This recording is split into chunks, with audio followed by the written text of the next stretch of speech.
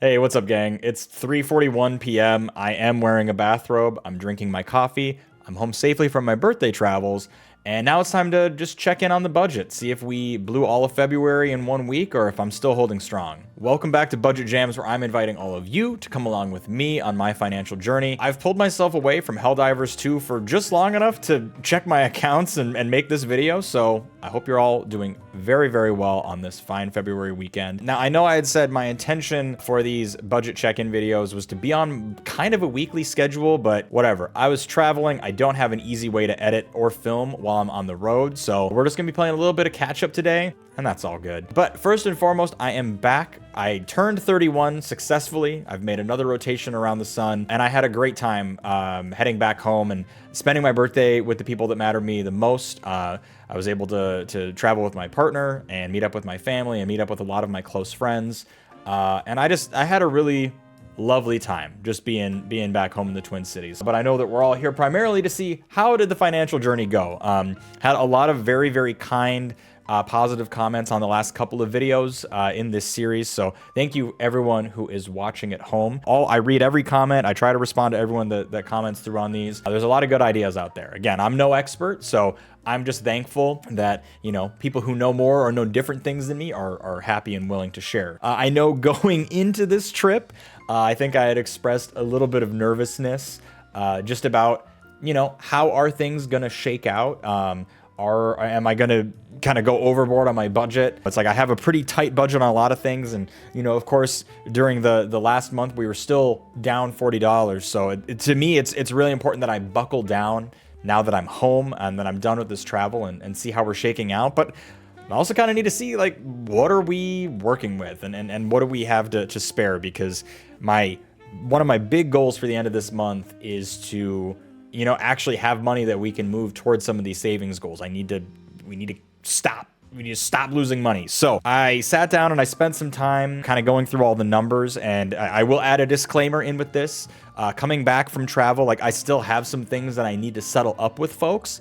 These are not final numbers. You know, when we do the monthly check-in video at the end of the month or at the start of March, those will be kind of like the final outcomes for February, but I will have some money kind of coming back in as I settle up with my partner and then make sure that everything has evened out. So again, numbers are in flux, and I think I might actually be doing better on some of these things than it may look like at first glance. Let's dive into it and just kind of take a look and see how we're going. Looking at February right now, we'll pull up my handy dandy super sexy spreadsheet. Maybe I'll work on making this more aesthetic, but do we care? I don't know if we actually care. I've got my estimates for some income factored into here, and I've had some additional money come in as well. If I get paid my normal monthly take-home day job wage, $4,051.55, and then I've had some other money come in, you know, cashing out Venmo and PayPal, things like that, where I've kind of just distributed that into the general income pool. As we expected, or I guess as I anticipated, my out to eat budget is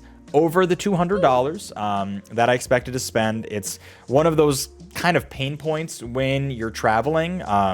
You know, you don't have your normal kitchen, you don't have all of your grocery stockpiles put up, and then, you know, I'm going around and I'm meeting up with friends, I'm meeting up with my family.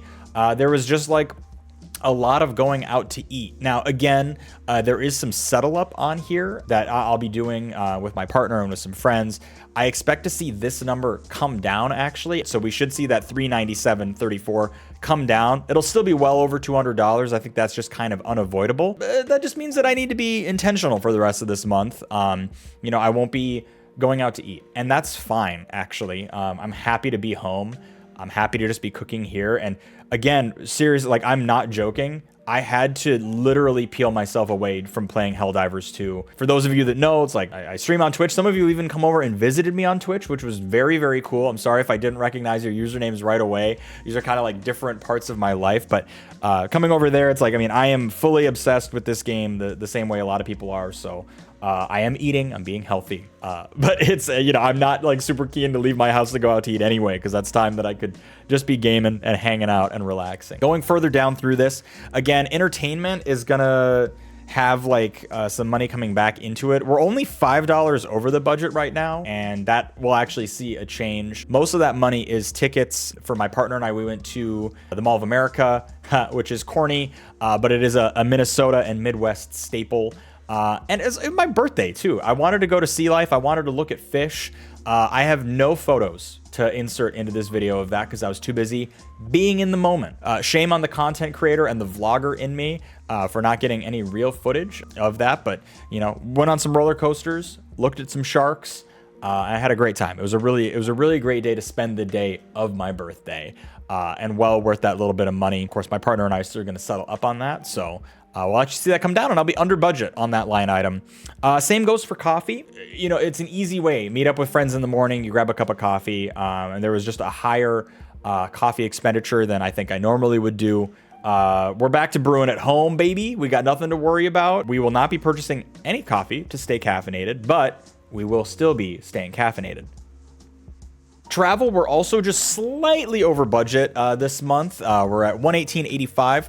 This will also come down with the settling up. There's a big portion of this is actually just gas for the rental car. It was a funny thing though with this rental car, you know, it's like I wanted something modest and fuel efficient for the travels. I wasn't worried about getting something with like all-wheel drive or like a big SUV or anything. So I was like, yeah, give me an economy car. Put me in a Toyota Camry or something to drive around in. Got to the rental car desk and they looked at me and said, we're going to put you in a Dodge Charger. Felt just absolutely ridiculous. You know, it got the job done, but I definitely feel like, you know, I was at the mercy of the rental car company on that one. We could have had something way more fuel efficient and we would have saved more money there, but they kind of just put you in what they put you in. If you're able to request something different in the moment, someone let me know in the comments, because like I just totally froze. Like, we're putting you in a Charger, and I said, that sucks. I don't know. Maybe I could have done that differently, but all in all, still gallivanting all over the place. Only had to fill the vehicle up once. I think that shook out fine. Household expenses are still low and under budget. I do have a lot of laundry to do, and unfortunately laundry at this apartment building is very expensive. I think that's going to run that number up quite a lot. Utilities had higher than, I guess, normal heat expenses in January, which I'm paying for now this month. It just got colder. That utility bill did hit a bit higher. Twitch expense, we're right at that 150 mark. We're just a couple bucks over. I know I said in my last video that I'm going to be working on splitting some of those line items out, because I actually have my like content creation expenses. I need to separate that out from other pieces. I have not done that yet. I'll probably be working on that this week, kind of spreading those things out, expanding this budget sheet a bit. Grocery bill, we're well under on that. I have not gone grocery shopping yet. I'm scraping the bottom of the barrel of food that I have like in hand right now in my apartment. And if I'm not going to be going out to eat, I need to get to the grocery store. So I'll probably be seeing this uptick a little bit, but we're still, you know, 200 bucks under budget. I don't think I'm going to need to get anywhere near that upper limit, and that should keep some more money back in my pocket. I'll be making some adjustments to my overall budgeted amount for things, probably during the February reset and reflection. I think we'll work on rebalancing what this budget looks like, and that should open things up a whole lot. Pet expense, we are over the $100 budget. I had to get a few extra things for Lilac because I had a coworker from my day job looking after her while I was traveling. So I stocked up on more things than I normally would. Looking at our general estimates right now, again, with how some of these expenses are going to be coming back down, we are halfway through the month. We still have $1,200 left over. I'm feeling really, really good about this. I feel like I'm pretty locked in for the rest of the month. We should be looking really good as we come through to the end. I don't think there should be anything unexpected, knock on wood. This is the whole point. You know, we've been trending downwards on these expenses month after month in pretty like significant increments. If this can be my first month hitting the positive, that's a great 31st birthday present for me. The reception for this channel has been really great. It's already like far beyond my like wildest dreams. I want to address some really great comments that I've gotten as well from you all. I mean, seriously, again, the response to the videos that I've posted so far has been incredible. Lots of very like genuine, engaging comments, and I appreciate that a lot. And this comment from Joel Caesar, I'd actually like to speak to because it's an interesting idea. Joel, thank you for this comment. This was actually on my January reflection video. You said, hey, way to keep track of all your expenses and looking at them. That's the hardest first step. Sounds like you could benefit from the envelope system. My wife and I set hard limits on our budget categories, so we know we can't go over those limits ever. If you budget and keep finding yourself going over your budget, you need to find a technique that makes you spend within that budget, or else there's no point to it. You should have a February goal of meeting your budget 100% without going over. Sucks to say no to things, but if you want to meet your financial goals, that is a skill that needs to be learned. Fully agree. I'm curious, just for if anyone else is using the envelope system. I've seen clips of it. I'm gonna do some research on that this week, because what I've always seen for the envelope system is, right, people will get like a door hanger and fill it with envelopes, and like, here is my going out to eat envelope, and here is my like entertainment envelope. And I usually see people stuffing cash in there. The reason I've started doing this expense tracker in the first place is because I don't have like that kind of like physical connection to money. And I feel like paying with cash has actually become like really difficult. One, I mean, I guess it's my own laziness. I haven't gone on taking cash out. But then there's also just, I feel like a lot of places like don't accept cash, or there's like weird like caveats with paying with cash. So is anyone using the envelope system but kind of factoring in the like digital world that we're living in? I'm kind of wondering, like, should I still use the envelope system but then just like have a dollar amount written on like a piece of paper in there, and I reduce that as I go? I like the idea of the like physical interaction, but also just knowing like the digital, like almost like fake money world that we're living in now.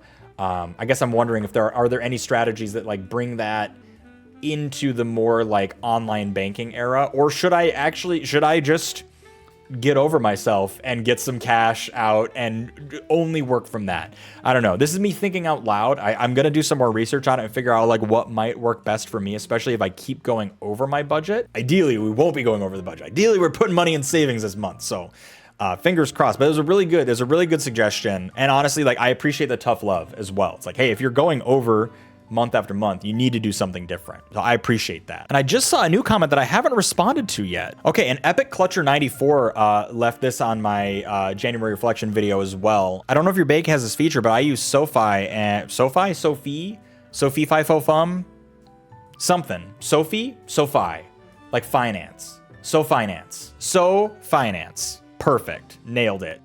I don't know if your bank has this feature, but I use SoFi, and it allows for distinct sections of my savings to have categories and goal tracking. It also has a net worth tracker for all financial accounts that really helps me monitor and stay motivated for my savings. That is interesting. My bank does not have that feature, but I like the idea of, I feel like that's like an evolution of where my tracker is right now. I do my kind of like monthly check-in. It's like, here's where my accounts have all been sitting at on the first, but I don't have all of my net worth being pulled into that. I've thought about adding a third tab or something to my budget tracker to do like a full net worth. So I'm keeping track of my retirement, any other like investments that I have, as well as my like liquid cash. That's a really good suggestion. Even though my bank doesn't have it, I don't mind doing that kind of stuff manually. So I'm going to take that. I'll take that on board. I'll start working on building something like that out, because again, like right now I'm trying to stop the bleeding, but the reality is like I'm trying to get myself back to kind of where I was, you know, where I felt like I was a lot more on top of all of this. And I think part of that is just figuring out my own tracking system. I'm just going to reiterate, like, I like manually doing these things. It means that I have to be like very intentional about like checking in on my accounts and typing stuff in myself, checking my own math. It's tedious, but it's a tedium that I enjoy. And I think building something out like this could be a really fun project for me too. So I appreciate that. Epic Clutcher, and I will work on building something like that out for myself. But my friends, I've rambled on long enough. I appreciate you all tuning into these videos. I hope this quick check-in, it's interesting. For me, it's incredibly helpful just to be touching base with myself. I really appreciate like all the feedback that's been coming through as well. I think my plan for these weekly videos is if I get any comments, I'll try to work on addressing some of those, just so it's like more of an open dialogue, even than just me responding to the comments. It's kind of fun to like look back and see how people are responding to things. So I'm going to wrap this up for now. Everyone, please continue to be good, be careful, be good and careful. Take care of yourselves out there. I'll see you next week. Hopefully, we'll have some more things settled up on the budget. And thank you all so much for watching. See you in the next one.